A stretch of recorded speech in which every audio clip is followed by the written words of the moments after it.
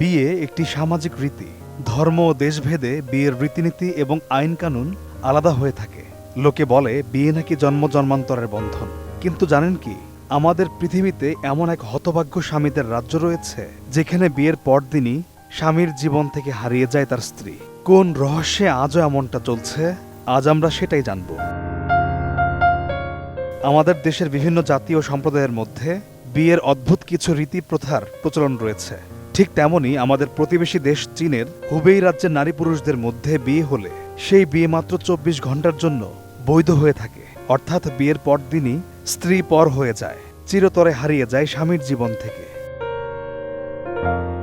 আন্তর্জাতিক গণমাধ্যমগুলোর তথ্য অনুযায়ী চীনের হুবেই প্রদেশে দারিদ্র্যের কারণে যেসব শ্বশুর শাশুড়ি বিয়ের সময় পুত্রবধূদের উপহার এবং অর্থ দিতে পারেন না, তাদের ছেলেদের বিয়ে হয় না।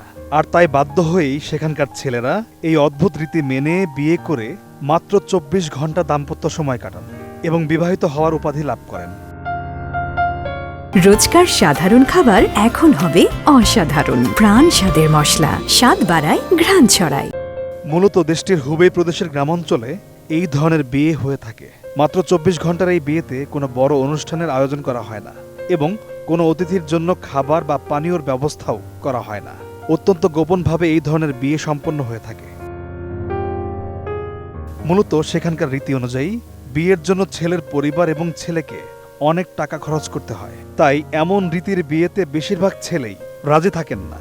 অন্যদিকে হুবেই রাজ্যের গ্রামগুলোতে বিবাহিত না হয়ে কোনো ছেলের মরে যাওয়াটাকে অশুভ মনে করা হয়। আর এই কারণে ছেলেরা তাদের অবিবাহিত জীবনের পরিচয় মুছে ফেলতে অনেকটা বাধ্য হয়েই একদিনের জন্য বিয়ে করে বিবাহিত পুরুষের পরিচয় লাভ করেন।